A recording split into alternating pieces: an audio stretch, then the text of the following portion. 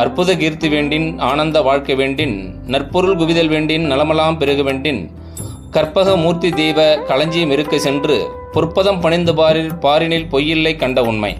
ஜோதிடர் சிவகுமரன், வேதவிஷன் கன்சல்டன்சி நேயர்களுக்கும் மற்றும் ஜோதிட ஆர்வலர்களுக்கும் வணக்கம்.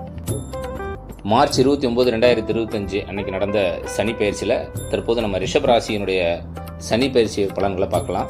ராசியில் இருக்கவங்க நிறைய வாழ்க்கையிலேயே புரட்டி போடக்கூடிய பல சம்பவங்களை கடந்த காலத்தில் பார்த்துருப்போம். இப்போ அதெல்லாம் மாறப்போகுது. அவங்களுக்கு எப்படி மாறும்? உடல் நலம், தேக ஆரோக்கியங்களில் பிரச்சனையாக இருந்தவங்க, அம்மா அப்பாவோட கருத்து வேறுபாடுகள் இருப்பாங்க, நிறைய பிரச்சனைகள், சண்டை சச்சரவுகள், வேலையில் ஒரு பெரிய சிரமத்தை அனுபவித்தவங்க நிறைய பேருக்கு இதுலேருந்து ஒரு பெரிய மாற்றம் இந்த சனீஸ்வர பகவான் 11ஆம் இடத்துல வர்றதுன்றது மிகப்பெரிய ஒரு ஒரு பாக்கியம்னே சொல்லலாம். அதே நமக்கு பழைய ஜோதிட நூல்கள், நந்தி வாக்கியம் போன்ற பல நூல்கள் சனி ஒருவரே, ஜோதிட அலங்காரம்லாம் என்ன சொல்லுவாங்க, சனி ஒருவரே மிகப்பெரிய யோகாதிபதி அப்படின்னு சொல்லுவாங்க இந்த ரிஷப ராசிக்கு. அந்த வகையில் இந்த ரிஷப ராசிக்கு இந்த சனீஸ்வர பகவானுடைய பயிற்சி மிகப்பெரிய ஒரு யோகம்.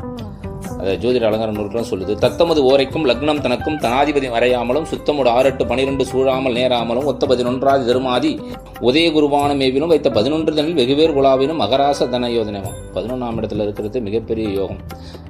நல்ல பொருளாதாரம், வசதி வாய்ப்பு, நல்ல சூழ்நிலைகளை உடல்நலம், தேக ஆரோக்கியங்களில் ஒரு மாற்றம் இருக்கிறது. இப்போ இவ்வளோ நாள் உடம்புலாம் முடியாமல் இருந்தாங்க இல்லையா, இந்த அப்பப்போ ஹெல்த் வைஸ் ஒரு பாதிப்பு இருந்துக்கிட்டே இருக்கும். அப்பப்போ உயிர் பயம் வரைக்கும் ஏற்படக்கூடிய அமைப்புகள் கூட இந்த ரிஷபராசியில் இருக்கும் நிறைய பேருக்கு இருக்கும்.